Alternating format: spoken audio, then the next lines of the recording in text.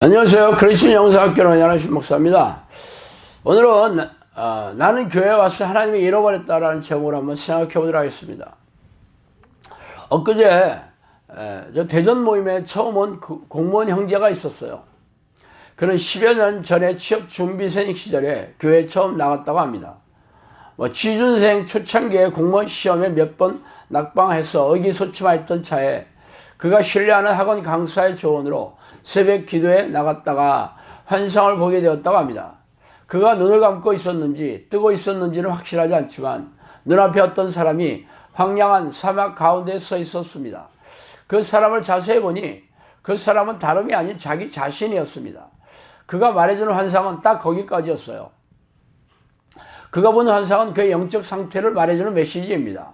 황량한 사막에 서 있다는 것은 아직 하나님을 만나지 못했다는 의미로서 영적 기도를 하고 교회에 왔다고 해서 하나님을 만나는 것은 아니며, 하나님을 찾아 나서지 않는다면 황량한 광야에서 영원토록 외롭게 서 있어야 한다는 뜻입니다. 그의 이야기를 들으며 오래전 저의 생각이 났어요.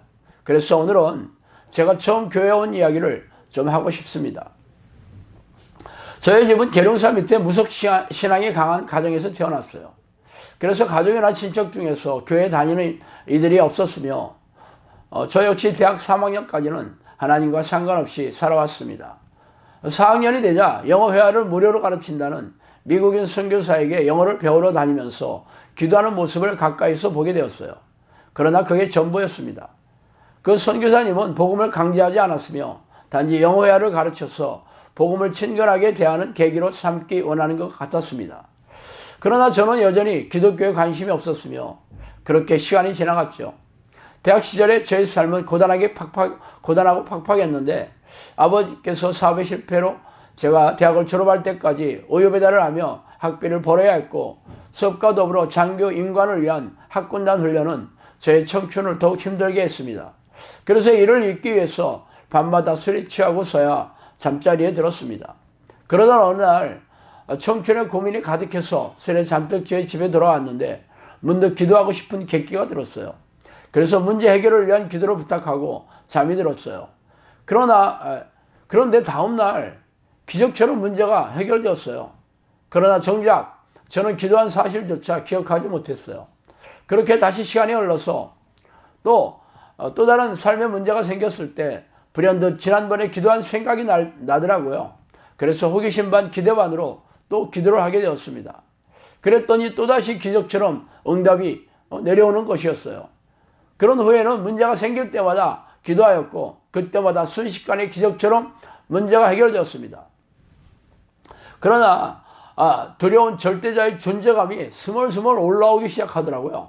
그래서 문제를 해결해주는 하나님이 아니라 제가 그동안 모르고 살았던 절대적인 어떤 힘을 지닌 존재가 세상을 통치하고 있다는 막연한 공포감이 들기 시작했죠. 그래서 고민하던 차에 제 스스로 교회에 가서 그 절대자의 존재에 대해 알아봐야겠다고 결심을 하고 당시 대전에서 가장 큰 교회를 찾아가서 예배에 참석하기 시작했습니다. 그게 제가 처음으로 교회에 나가게 된 계기였어요. 그러나 결론부터 말하자면 교회에 가서 하나님을 만나지 못했습니다. 아니, 하나님을 잃어버렸다는 말이 정확할 것입니다. 교회에서 가르쳐주는 신앙의 방식으로 기적적으로 찾아오시는 하나님을 그 후로는 만나지 못했어요. 그러나 제가 할 수 있는 일이 아무것도 없었죠. 교회 나간 후에 세상에서 성공하는 인생을 살려고 발버둥 쳤지만 30대 초반에 폼나게 버린 사업 실패로 저의 인생은 그렇게 일찍 끝이 났어요. 그래서 삶의 수렁에서 벗어나려고 안간힘을 써가며 신학교에 들어가서 졸업을 했지만 실망을 하고 다시 세상으로 돌아나갔습니다. 그렇게 한스러운 인생 막장의 삶을 살다가 10여 년이 흐른 40대 초반에 세상을 등지고 낚시터에서 세월을 낚다가 하나님께 한 번만 기회를 달라고 액을 복걸한 게 어느덧 15년 전의 일이 되었습니다.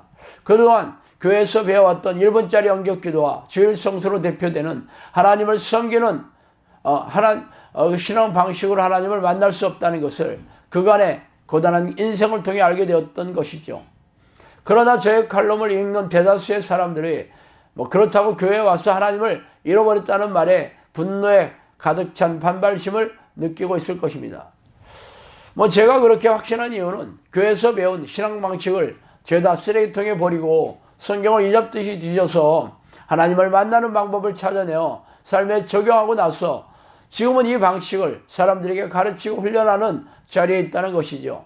처음 10여 년 동안은 하나님을 부르는 기도를 혼자 했었고 11년 차에는 성령께서 영으로 들려주시며 귀신을 쫓아내며 귀신들의 활동성을 배우는 시간을 3년 동안 보내고 나서 평생 한 번도 와보지 않은 충주의 한적한 시골에 크리스천 영성학교를 열어주셔서 이 사역을 시작한 지도 벌써 3년이 가까우고 있습니다.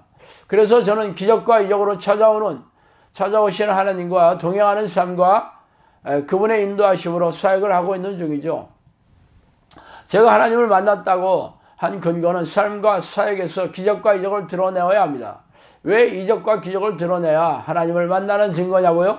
성경을 보세요. 성경은 기적으로 시작해서 기적으로 끝나는 책입니다. 성경의 모든 위인들은 전지전능하신 하나님의 능력을 기적과 이적을 통해 보여주고 있죠. 저에게 맨 처음 하나님이 찾아오실 때도 기적으로 찾아오셨으며 지금도 기적과 이적으로 만나는 중입니다. 그래서 저는 지금까지 1000번이 넘는 기적을 경험하였다고 당당하게 말하는 이유입니다. 오직 성령이 너희에게 임하시면 너희가 권능을 받고 예루살렘과 온 유대와 사마리아 땅끝까지 이르러 내 증인이 되리라 하시니라. 사도행전 1장 8절 말씀이에요. 하나님의 나라는 말에 있지 아니하고 오직 능력에 있음이라. 고린도전서 4장 20절 말씀이죠. 진실로 너에게 이르노니 만일 너에게 믿음이 겨자씨 하나를 만큼만 있어도 이 산을 명하여 여기서 저기로 옮겨지라 하면 옮겨질 것이요 또 너희가 못할 것이 없느니라. 마태복음 17장 20절 말씀입니다. 대부분의 우리네 교회 지도자들은 기적과 이적을 강조하는 신앙 방식을 멸시하고 만홀히 여기고 있습니다. 그러나 말씀이 곧 하나님이시라면 말씀대로 삶에서 경험하지 못하는 사람들이 어떻게 하나님을 만나고 있다고 할 수 있을까요? 그러므로 여러분에게 기적이 일어나지 않는다면 전지전능하신 하나님이 자신의 삶을 인도하시고 동행하고 있다고 하지 마세요. 아니라면 아닌 것이고 없다면 없는 것입니다. 성경을 자의적으로 해석하고 비틀면서 하나님의 말씀을 경멸하고 멸시한 이들이 어떻게 천국 백성이 되겠습니까? 오늘은 여기까지 하겠습니다. 감사합니다.